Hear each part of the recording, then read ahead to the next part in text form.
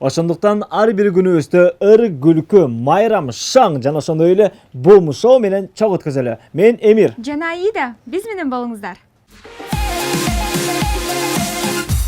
Элдин айтканы менен жашабайм. Өзүмө кандай жагат, бирок элге зыяным тийбей эле ошондой жашаган жакшы көрөм. Шашлык менен барбекюнү эксперимент кылып жаган жакшы көрөм. Эт тамактары көп жакшы. Аябай жакшы көрөм. азыр коочулуктор сиздин акчаңыз бар.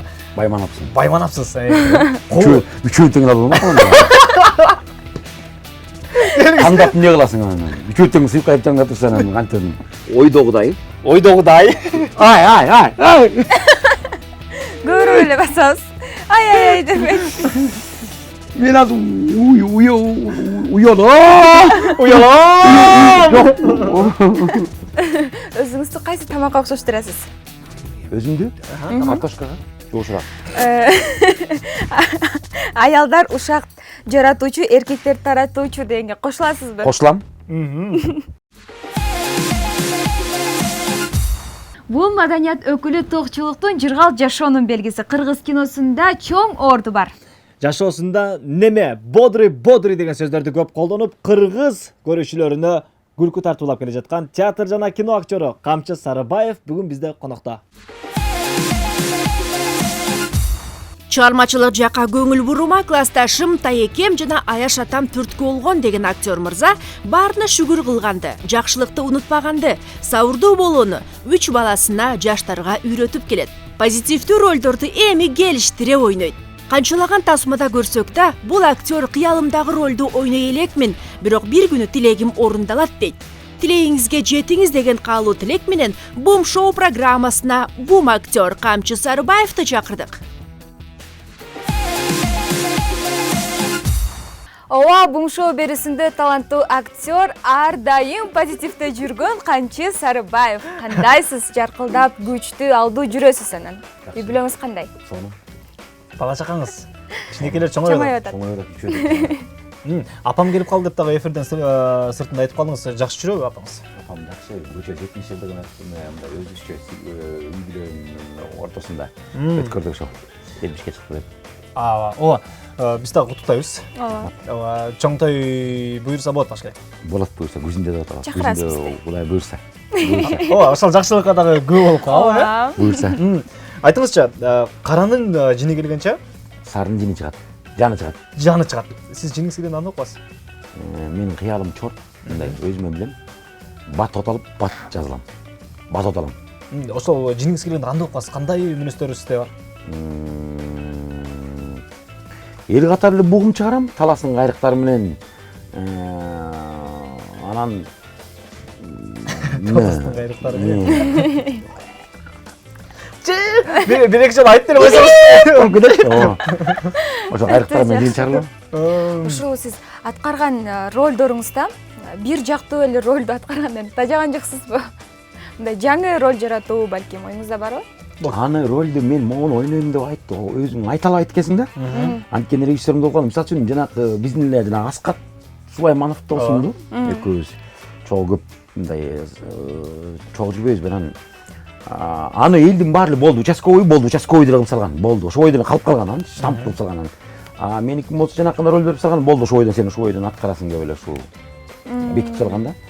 Өзүм бирок ойной турган кино жагында ойной турган ролдорум мындай кызыккан ролдорум көп аябай эле. Бирок спектакльде ойноп жүрөм. Ооба, спектакльдериңизде дагы көп көрүп жүрөбүз. Бирок кинодо келечекте жаңы чыккан кинолордо кандай өзгөчөлүк киргизип, мындай кыялыңыздагы роль кайсы? Эми аны азыр кинону мен айта албайм да, кинону режиссерлер өздөрү тандайт да. Анан могу ролду ушуну ойноп койбойсуң деп мындай режиссер менен кеңешип бир тасмага тартылайын, могу кинону могуга тартпайсыңбы деп өзүм айтып көрүп элекмин. Режиссер чакырат өзү, могу кинону могу ролду берем деп анан ошо ролду карап туруп анын ичинен жаман жагы болсо дагы кичине жакшыраак бир жерин кошуп кеткенге аракет кылам, өзүмдүн бир нерселеримди кошуп кеткенге. Сиз кинодо кандай болсоңуз, жашооңузда деле ушундайсызбы? Же балким токтоосуз? Жок, жашоодо деле, кинодо деле кандай. Кинодон кандай роль берсе ошого жараша кетиши мүмкүн. Жашоодо мен могу негизинде жасалмалап жанакындай бир нерсе кылып коюп деп күлүп калып анан жасалма сүйлөп өзүмдү мындай башкача көрсөтүп жүргөндөн мен итти жаман көрөм, ошондойду аябай жаман көрөм. Анан кандай болсом ошондой жүргөндү жакшы көрөм. Анан экинчи четинен мен мындай стилим бар, өзүм бир ураным бар. Элдин айтканы менен жашабайм, өзүмө кандай жагат, бирок элге зыяным тийбей эле ошондой жашаган жакшы көрөм. Анан мындай кийинип алыптыр, мындай басып атат дегенде сүйлөп атат. Анан мынтип алса болмок, тигинтип алса болмок деп азыр жанакы даяр нерсеге чоң чыккандай көп болот го, ошол нерсеге башы көңүл бурбайсыз. Театрда сизге эң ийгиликке алып келген роль кайсы болду? Ошол роль менен мисалы сыйлык алган. Театр бул өзү жалгыз бир киши менен жалгыз ийгиликке жетпейсиң. Аякта бир команда менен чыгасың да ийгиликке жетесиң. Анысында көп спектакльдер менен чыккан. Эң Чыңгызхан Акбуловду көп фестивалдардан жеңип келди. Көп эле спектакльдер бар, көп эле. Жакшы. Биз ушул сизди конокко чакырганда Instagram баракчаңыздан дагы изилдеп көп байкап калдык. Видеолоруңузду тамак жасап жатканыңызды, балык кармап. Бул сиздин хоббиңизби ошондо? Жакшы көрөм. Тамак жасаганды өзгөчө жакшы көрөм. Анткени тиги үйдө майрам күндөрү жана өкүл балдар менен чогулуп калганда, же туугандар менен чогулуп калганда бир нерсени чыйпый кыла жакшы көрөм. Эксперимент кылган жакшы көрөм. Салатты, тамакты, куурулганды, ышталганын дагы ушундай түрүн жасаган жакшы көрөм аябай. Айрыкча мен тиги менен шашлык менен барбекюнун эксперимент кылып жасаган жакшы көрөм. Эт тамактары көп жакшы. Аябай жакшы. Жакшы. Сиз кайсыл учурда эргүү келет, Илхом? Эргүү? Мындай ушуну кыла калсам экен деп. Эргүү бош жатканда, анан көчөдөн бир нерсени көрүп калсам, же бир нерсени байкап калсам, же анан көпчүлүк учурда көпчүлүк достор чогулуп калганда, ошол маалда тамак жасаган боюнча айтып атасың?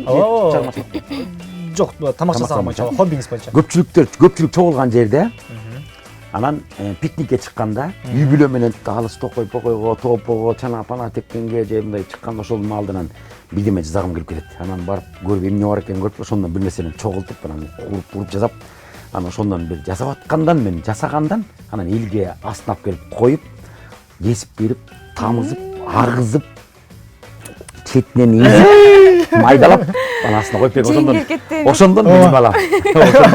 Эргүү болом аябай. Ушунчалык сүрөттөп бердиңиз. Аябай соң сүрөттөп бердиңиз. Үйдө жүргөндө дагы тамак жок деген нерсе жок экен да. Келинчеги жасап, сиз жасап кое бересиз. Жок, кез-кезде. Эттерди алып чыгып эле. Калп айтканда болбойм, жок кез-кезде. Келинчегим жок болуп калганда, мындай эмен кучунашым кармап калганда, мындай өзүм тамак жасаган келбей калат. Үйдө бар нерсе ошондон эле бирдеме сууп коелу деп жооланып отуруп. Жакшы. Тойлор боюнча сүйлөшөлү, э? Ооба. Театрдын акчасы сиңимдүүбү же тойдукпу? Театрдык сиңимдүү. Себеп? Себеп театрды сүйгөн жумушуңуз. Анткени ал сүйгөн жумушум. Анан ошол театрда иштеп тапканым, ошол жугумдуу да болот, анан көрүнүктүү да болот, анан билбейм, бир ошол театрдыкы неге жугумдуу, сиңимдүү болот аябай. Ошондо айтыңызчы, бир жыйынтыкка келели. Ошондо сиз кино жаатына көбүрөөк басымбы же театргабы? Кайсынысын тандайсыз? Ушундай бир тандоо болуп калса, кайсынысын тандайт элеңиз? Экөөнүн бирөөсү тандайсыз, театр деле. Театр деле. Театрда жүрүү сиз үчүн Театрда. жакшы. Анткени кинодон эмне болуп калганда, кинодон бир ойноп калдыңбы, ал ошол ойдон калып калат. А театрдан бир ролду кайра эртеси күнү башкача ойносоң болот. Аяттан көрүп, аяктан турмас ойноп коюп турум деп кайра эртеси күнү башкача ойносоң болот да. А кинодон бир ойноп калдыңбы, анан кайра көргөндөн кийин өзүмдү тасмалап көргөндөн кийин кайра ата моям момуп койсом болмок экен. Капатаң көрүп, ошондо мынтип кой, деп ошондо өзүмдү келип. Негизи театрда бул өзү ошол актерлук чеберчиликти сүйгөн эле, өзүнүн кесибин сүйгөн адамдар иштейт дейт да. Ошондойбу? Ошондой, жалаң фанаттар иштейт. Жалаң фанаттар. Азыркы убакта жалаң фанаттар иштейт. Анткени айлык акысы аз. Айлык акысы азыр мындай аз деп айта албайсың. Азыр негизи эле мындай мамлекетке азыр мындай кандай бир айлыгым аз, жашоо шартым начар деп айтканданчы мен андай нерседен биздин театрдагылардын көбүнүн эле азыр театрга көп көңүл бурулбайт дегенден айтып тажап бүткөм. Өтө жакшы. Андан тажап бүткөм. Андан көрөчү өзүң оокат кылып, өзүң чуркап, тытынып, ары бери жетчүрүдөн жетип, ошентип чуркап иште ошого эле көнүп калдым. Келиңиз азыр бир тамашалуу суроо болсун сиз үчүн. Видеого тартып алабыз, муну видеого тартабыз. Ошол эле учурда аябай жүрөгүңүзгө жакын албаңыз, же болбосо азыр атын айтсам, ал эмнеде ойлоп калат деп дагы мындай ойлонбоңуз. Бул жөн гана тамаша. Биздин өзүбүздүн Instagram баракчабызга киргизебиз. Оюма келген жооп бере берем мен, Мен сизге айтам, ошонун бирөөсүн тандайсыз азыр, Даярбыз, Элестетиңизчи, азыр кулчулук доору болсо, айымдардан айтайын, айымдарды күң дейбиз, кимди жаныңызга күң кылып алат элеңиз? Мисалы, Альбина Имашева, андан кийин экинчиси Нена, үчүнчүсү ошол театрдагы эле жаш актриса Мадина. Кул кылып ата элеңиз. Күң кылып, колчулук доору элестетиңиз. Азыр колчулук доору сиздин акчаңыз бар. Байманапсың. Байманапсыз. Үчөө тең алып алма. Кандап эмне кыласың анан? Үчөө тең сыйкайып жаңда турсаң анан кантип муну тандамак кылдым. Үчөө тең алмакмы? Келиңиз. Анан үчөөнү тандап алдыңыз да. Кайсырысына көбүрөөк басым жасайт элеңиз? Мындай болот. Көбүрөөк жашы көрүп балким, Үчөөнүн кайсынысына сиз көбүрөөк мындай басым жасап, ага көбүрөөк мамиле кылат элеңиз? Үчөөнү тең бирдей мамиле кылмак.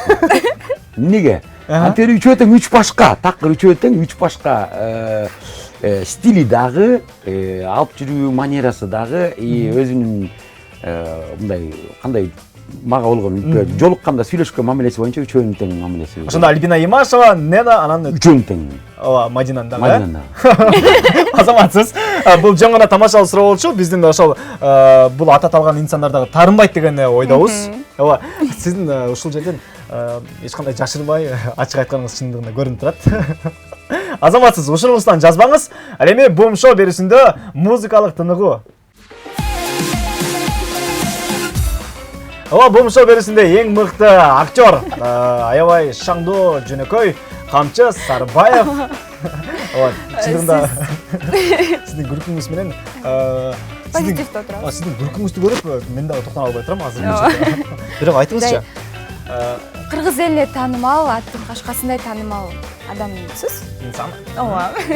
Көчөдө ээн эркин басып жүрө аласызбы? Көрөрмандарыңыздан. Ооба. Жүрө аласыз. Ооба, жүрө алам. Эмнеге? Жүрө алам.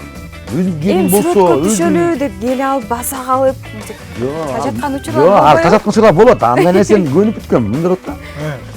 Көбүнчө көчөдөн көбү бизден акы мындай кандай көчөдөн өтүп атканда кээ бирөө кадимкидей жашат. Ошол киши кандай учурда ошондой жооп берем. Кээ бирөө келип туруп мас болуп кетти. Кандай деп турганда ушул тишкендерге таччы деп айтам. Эгер жаркылдап жакшынакай келсе ошондой салам берем. Демек көчөдө көбүнчө эркек киши менен билектешип учурашкан жакшы көрөм. Билектешип учурашкан жакшы көрөм. Анан той топурда болуп калат, жанагы аяк кишилер кызып калып, анан экинчи антракттан кийин жанагынын баары тиги Назел жана чечмек жооп анан силер мүнөшпү. Ошондой жакшы да. Ошондой нерселер көп болот. Анан ошондой көргөндө эсептейм, бул көп кеткенден кийин анан той бүткөндөн кийин тазалап унутуп коюп анан кандай сен кетип каласың. Кандай салам берсиңдер жооп берем. Көчөдө коомдук жайда жүргөндө сизди көп эле таанышат, Биз ошону текшерип, сиздин сүрөтүңүздү алып чыгып, коомдук жайдан сурамжылоо жүргүзгөнбүз. Анда рубрика кезек берели. Чогуу көрөлү. Келиңиз. Таныйм. Актер Камчы Сарыбаев. Камчы Сарыбаев. Актер Камчы Сарыбаев. Жок, билбейм. Камчы Сарыбаев. Атын билбейм, бирок уккам. Камчы Сарыбаев. Камчы Сарыбаев? Кошы Сарыбаев ба? Камчы? Таныйм. Камчы Сарыбаев. Бул тамада экен, бирок атын билбейт экен. Тааныбайм, бирок актер. Тааныбайт экен. Кошчу Сарыбаев деп айтты. Кошчу? Мына ушундай шаарыбыздын тургундарынан кыскача рубрика. Негизи азыркы учурда элдердин аябай таанып билүүсүзгө маанилүүбү?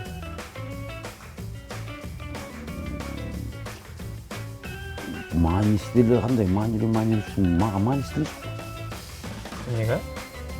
Аны мен атайын элдер таанысын деп тааныгыла деп айткым келбейт. Тааныгыла деп дагы мындай бирөөнө таң улагым да келбейт. Мен жоңон өз ишимди аткарып атам, ошол эле мага. Учурда бияктан дагы тамада деп дагы сиз айтышты да. Анан өзүңүздүн кесибиңизди унутуп, сизди тамада кесипке мындай багыттап атканы ал сизге жаман ой жаратпайбы? Жок. Кандай киши каяктан көрсө ошону айтат да. Ал анда эмне күнөө коякчы. Ал жетин да. Каяктан көрсө айтат, муну тойдон көргөм, муну кинодон көргөм, муну көчөдөн көргөм дейт. Азыркы учурда болсо мындай атын таанытуу үчүн атайын хайп жаратып атышпайбы? Андай нерсеге кандай карайсыз? Атын таанытуу үчүн ал атты таанытыш оңой эле. Бирок ошол атты сактап калыш, анан ошол деңгээлде сактап калыш, ошол кыйын. Өтө жакшы. Ошону билиш керек. Чыңгыз Айтматовдун улуу сөзү ушул жерде аябай төпкөлөт болуш керек. Канткенде адам сайын адам болот. Өтө жакшы. Анда биз Камчы Сарыбаев менен болгон оюнубузга кезек берели. Бугум шоу берүүсүндө боюнга кезек келип жетти. Оюндун шартын түшүндүрүп берейин. Сиз кадимки шаурма тест атым саткан кызматкерсиз. Бирок ошол эле учурда сиз А деген тамганы айтпайсыз. Эгерде сүйлөп жатып А деген тамганы айтып алган болсоңуз, бул колуңуздагы шокер, көрсөтүп койсоңуз болот. Бул шокер иштейт. А деген тамгага. А деген тамганы аралаштырбай, ошол эле учурда башка тамгарды аралаштырып бүркүлөй жооп берсеңиз да болот. Түшүнүктүүбүзгө? Болот. Макул. Шаурма кошулат, ошолорду кошулмаларын айтып, кенени түшүндүрөт. Бул ышты отко акталган эт. Томат. Аз койтуңуз, баштабай туралы, баштабай турабыз. Ар бир сөздү айтканда А деген тамга кошулса, со. А деген үстүндө басам. Түшүндүм. Все, болдум да, эсептедим. А десеңиз эле, А деген тамга кошулса эле мен басам. Ошон үчүн келиңиз эми. Эмнелер кошулат, ошондон баштай бериңиз. Баштайлы. Эмне кошулат? Айта бериңиз. Куурулган эт, Куурулган эт, томат, томат кошулат. Томат. помидор. Помидор. Бул эмне? Эми муну таарынтпай эле өзүнүн атын айтып коюңузчу. Бодром. Өзүнүн атын эле айтып койбойсузбу? Көртөшкө. Көртөшкө. Бул эмне экен?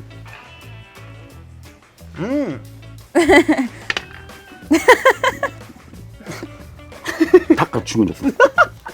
Такыр түшүнгөн жоксуз, э? Шаурма. Бул Шаурма. Шаурма. Эмне? Эмне? Лаваш. Лаваш. Лаваш. Лаваш го? Лаваш. Сиз шаурма дебедиңизби? Ошондо эстеп кеттим да.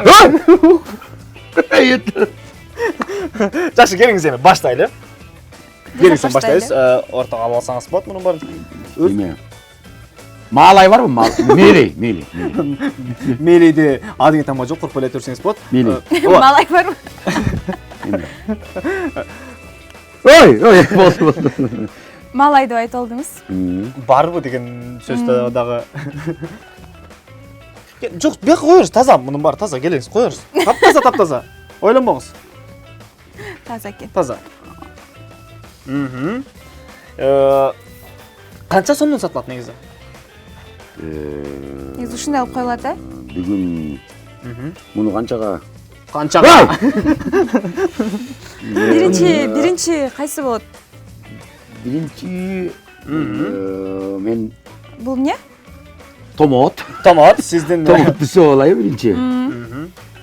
Томат. суу алайын. Ой.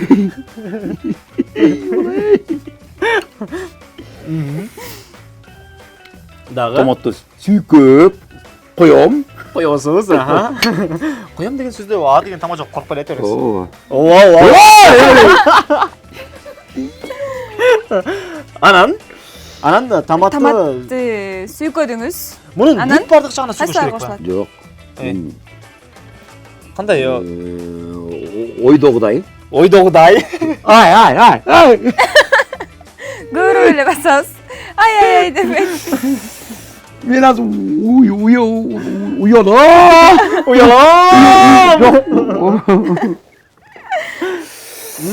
Бул эмне? Эт. Эт. Кандай? Эмненин эти? Бул бул курулган эмнеге курулган бул? Кантип жасалат? өлгөн уйдун эти Кудай сакта. Өлгөн уйдун эти.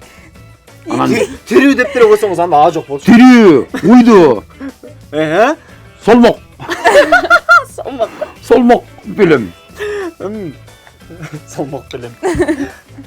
Ооба, эт жетиштүү го дейм, Эт жетиштүү болуп окшойт. Же дагы кошуш керекпи? Негизи этти аябай жакшы көрөм деп көп жеткен. ооба Этти.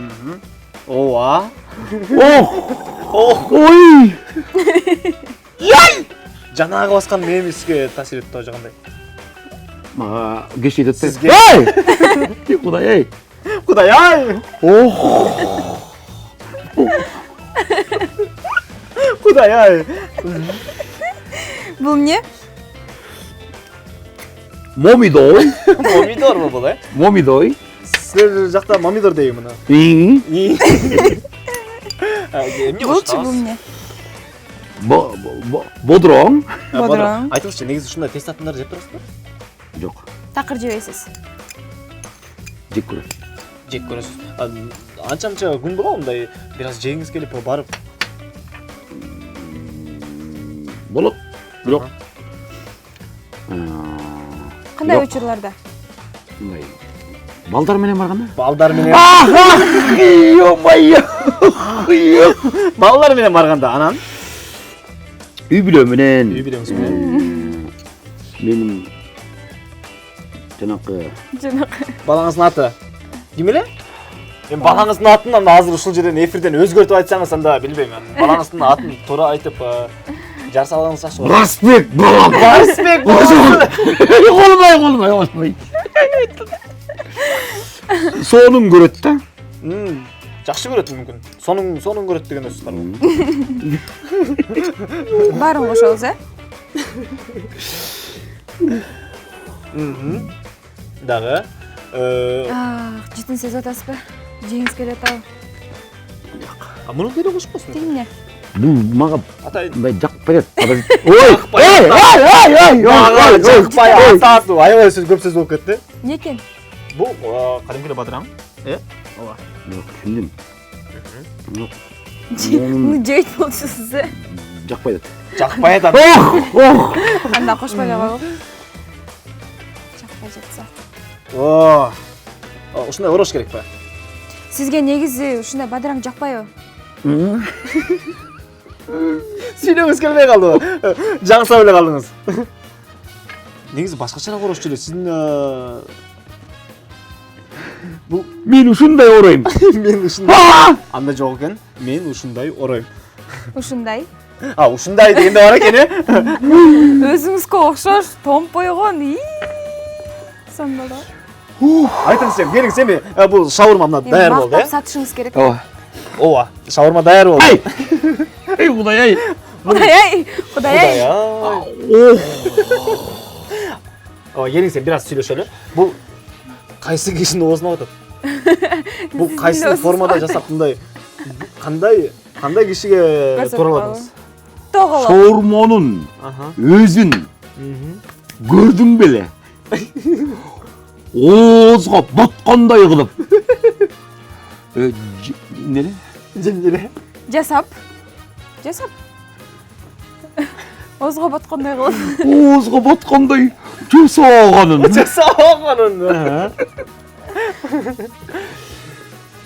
Азаматсыз. Барсаң. ой Мен сизди чындыгында куттуктайм. Бир топ аракет кылдыңыз, бирок канча дагы А деген тамга кошулуп кетти. Ошол эле учурда сизге демиңизге дем, күчүңүзгө күч кубат берип деп ойлойбуз. Ал эми бум шоу берүүсүн улантабыз. Помада көп жылдар бою колдонулуп келген. Аны аялдар гана эмес, эркектер да колдонгон. Аны минералдык упадан жасашып, нымдуу жугаштын жардамы менен оозго коюлчу. Помаданын түсү аркылуу өздөрүнүн даражасын билдиришчү. Бир топ жыл мурун сулуулук үчүн жаңкурман сөзү чындыкты билгирип турган. Помаданы колдонуу менен аялдар өздөрүнүн жашоосуна кооптуу экенин биле беришкен эмес. Помаданын биринчи үлгүсү оолуу заттарды камтыган. Мисалы, коргошун жана сымап. Күн сайын колдонуучу помада эмнеден жасалат? Кыздар күн сайын колдонуучу помада эмнеден жасалат экенин баары биле бербесе керек. Оозго коюлчу помада билинбегени менен 80% суюктуктан турат. Анын жасалышы 5 курамдан турат. Эң биринчи колдонуучу зат койдун жүнүнүн майы, экинчиси кастор майы, үчүнчүсү табигый заттан келип чыккан түз, боектор жана дерметтер. Мындан ары помаданы колдоносузбу, ал сиздин чечимиңиз. Хайлайтер тери камтыгын жашырбайт, анын курамына чагылтуу бөлүкчөлөр кирет. Хайлайтер качан пайда болгон? Бул зат заманга чейин ойлоп табылган. Анда салтуу медицина талап кылган бермет упасын пайдаланышкан. Кийин хайлайтерди бетти агартуу үчүн колдоно башташкан. Кыздар аны кантип пайдаланыш керек экенин ойлонбой эле баарын бетине сүйкөп салышчу. Азыр болсо кыздар хайлайтерди беттин эки четине коюшат дагы мордунун учуна коюшат. Анда хайлайтер трендте болчу жана анын курамында коргошун менен уулуу химикалык элемент болчу. Кийин курамы буурчак, кой буурча жана бадамга өзгөрдү. Орто кылымдын кыздары коопсуз эмес зат колдонуп жатканын дароо түшүнгөн эмес. Азыр дагы хайлайтер колдонгон адамдар аз эмес, бирок ал жаман таасирин тийгизбейт экенин дагы белгилеп кетели. Сиздер менен мен Айша болдум. Көрүшкөнчө.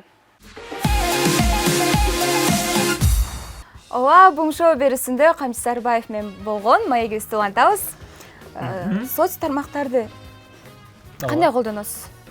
Бир күнүнө канча убактыңыз кетет? Мен бир нерсе айтайынбы?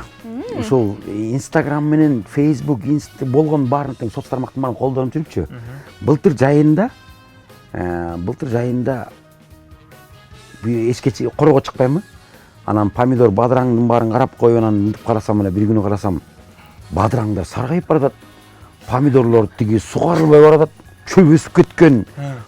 Итим арыктап кеткен, тооктор жемжебей эле мындай башкача магуруптундай мага үтүрөйүп карап калды да.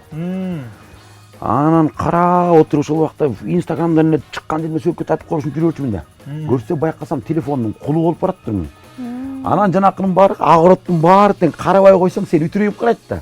Ошонун баарын байкап отуруп турган кийин кой дедим, анан Instagramда, Facebook'тан ошоктон мен Facebook'тан чыктым.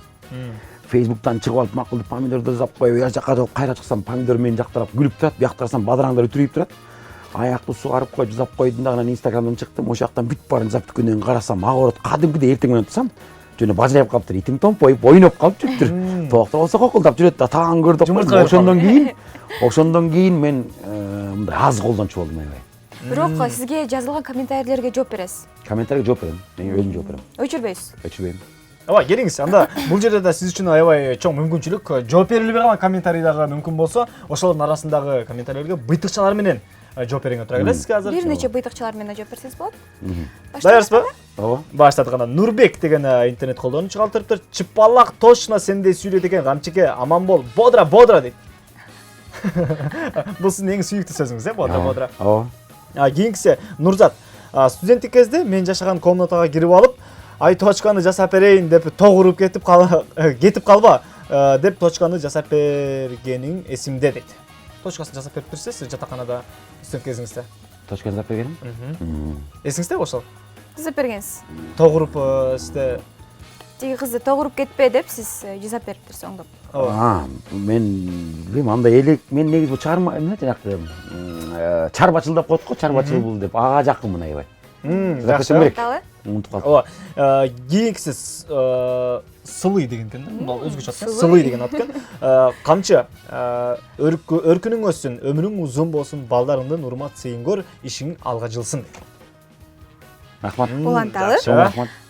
Гуля калтырган экен. Шашып сүйлөп сөздөрүң так чыкпайт. Шашмасың. Той алып барганда кыйкырып уруша берет экенсиң дейт.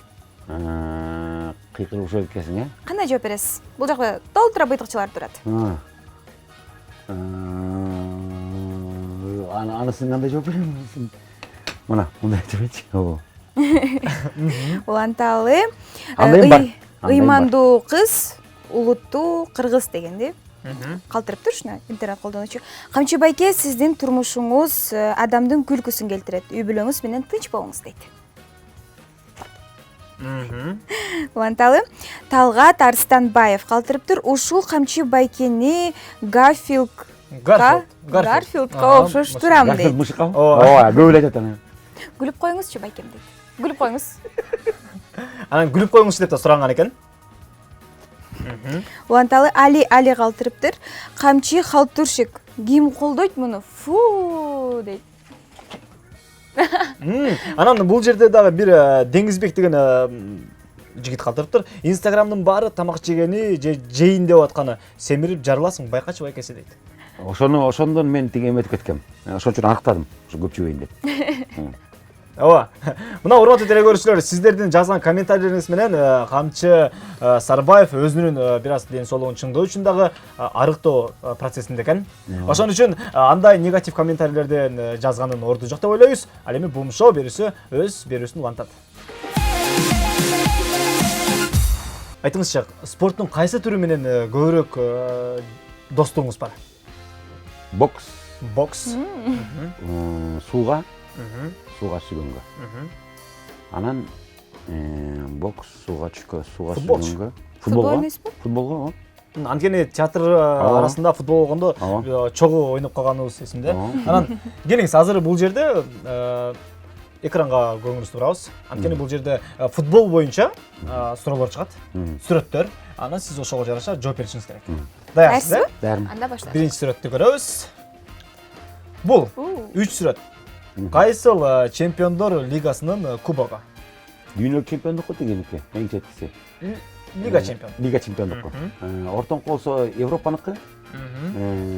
Четки болсо Бул үчөөнүн кайсынысы лига чемпиондун кубогу? ортоңкусу. Ортоңкусу. Ооба. Жоң көрөсүз. Чындыгында. Азаматсыз. Кийинкиси Лионель Месси дейт. Канча алтын тобу жана канча алтын бутсу бар? 5 6 бутсы. Анан 5 неме болуш керек? Менимче 5 топпу же 6 бутс, 5 бутс, 6 топ, 5 бутсы болуш керек по-моему. Сиздин жообуңуз 5 менен 6, Келиңиз анда көрөбүз. Бунун жообу экөө тең. 6-6-дан анткени алтын бутсуну мурун эле алган, алтын топ болсо мында жакында эле алды Месси. Улантабыз. Маппе дейт. Кайсыл кайсыл командада ойноп бересиз? Бул мен тиги балам жакшы билет муну. Ай, балам, бери келчи деп чакыра албайсың. Башты жакшы билет Маппе кайсы экен. Бул ошол Франция. Манчестер демени көрсөтөт. ПСЖ. Кимники тубайбы? ПСЖ. Кышынык эмес. Эми айтыңызчы, канча алтын тобу жана канча алтын бутсу бар? Аны билбейт экенмин, чын айтам. Бир аз вариантыңызды айтып көрүңүз, чындай. Мүмкүн 2-3 болуш керек, может, билбейм. 2-3. Көрөбүз. Анда туура жообун көрөлү. Туура жообу бапам азырынча 0-0. Бирок 2017 жылы дүйнөлүк чемпионду эң мыкты футболчу деп аталган. Эң жаш, эң мыкты футболчу деп. Кийинкиси балам жакшы көрөт ушуну. Айтыңызчы эми, футболдук талаада канча судья болот? Футбол талаанын өзүндөбү? Бүт бир оюн учурунда. Үчөө? Кайсыл жерлерде? 2 боковой. Анан бирөө судейскийде.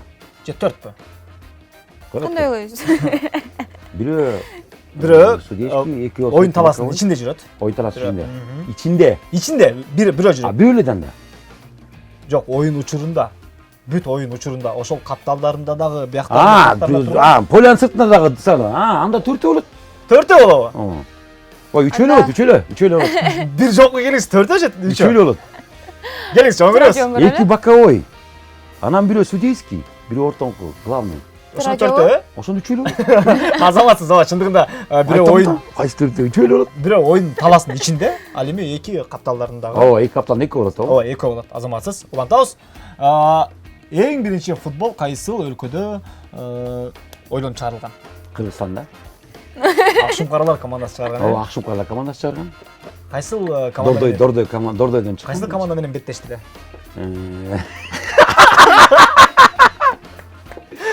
Эң биринчи футбол Англияда чыккан. Англия же Испания. Англияда чыккан. Бул жерде Англиянын жерин көрүп турасызбы? Ой, вот. Англия кубай. Тетиги. Крестик английский да. Тиги эми бразильский, кыргызстандыкы, анан бул Билбейм. билбейм деп Ожелек койсуң. билбейт экенмин, чын айтам. Испания. Ал Испаниянын. Билбейм. Ошондо сиздин жообуңуз Англия, э? Жок экен, Ооба. Ооба, Туура чындыгында жолу. бул деген чоң көрөбүз. Анан мына чындыгында Англияда эң биринчи Англияда. футбол ойнолгон. Гильке. Бул Дейин десек, передача качан чыкканда койсун. бул передачаны айтыңызчы, бум шоу берүүсү качан биринчи эфир болгон? Билбейт экенмин, чын айтам. Телевизор такыр чын айтам, көрө албайм. Көрбөйм. Көбүнчө мындай эске чыгып эле окут кылган жакшы көрөм да мен. Чын айтам, таарынбагыла чынырак. Бул шоуну чын айтам биринчи мен. Азыр биринчи көрдүм. Анан баягы балам айтып аткан ушунун үстүнө чыгып атты папа деп. Ошондо көрдүм айтпадым. Ооба, кантсе да биз билбей калса дагы Камчы Сарбаевди Таарынбайбыз. мактайбыз, жактайбыз. Жок, кечирип койгула, чын айтам мен. Жок, кечирим сураган деле кажети жок.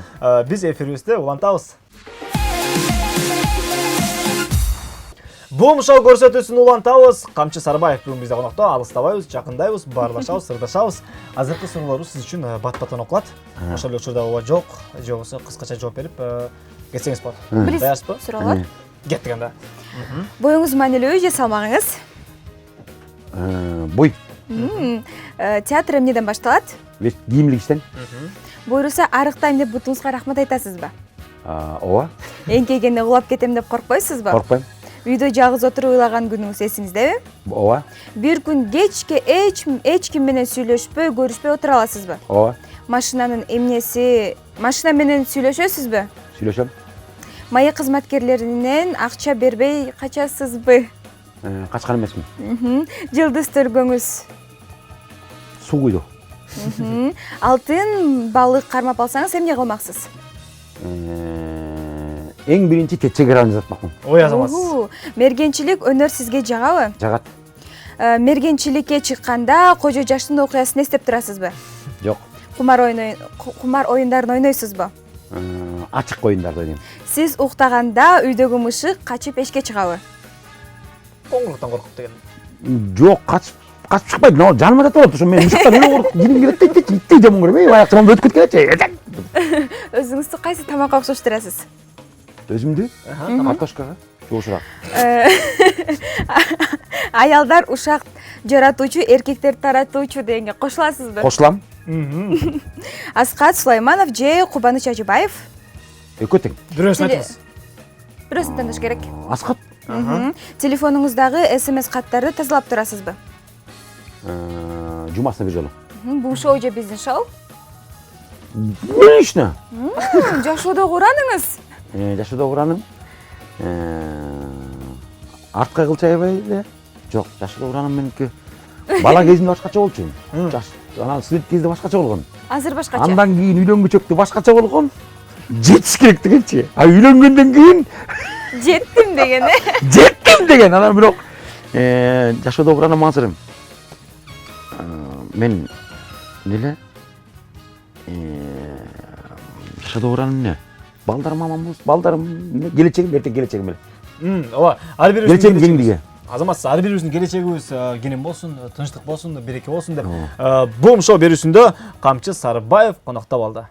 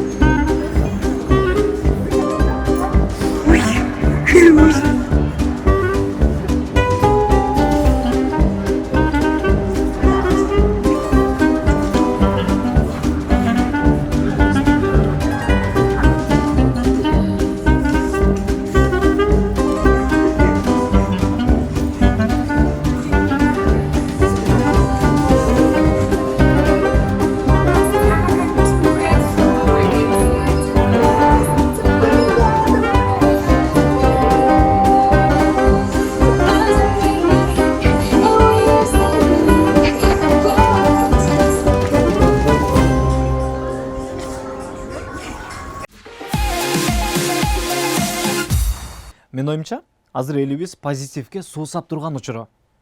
Ал эми күлкү тартуулагандардын катарын театр жана кино актерлору толуктайт. Арзыбаган акчага элге күлкү тартуулаган Камчы Сарыбаев өз кесибин сүйгөнү мыкты фанат экенин эфирибизден далилдей алды. Ооба, анан дагы 128 килограммдан 97 килограммга чейин арыктаптыр. Демек, бул бүгүнкү биздин коногубуздун эрктүү, күчтүү экендигин билдирет. Жашоосунда неме? Жашоосунда неме? Бодрый деген сөздөрдү айтып турган басасыңыз. Эме деп койгон жана Гарфилд мышыгын айтып элебиз? Кино жана театр инсандары. Аяда кайтып калдым мен. Алыш кеттик. Бежим.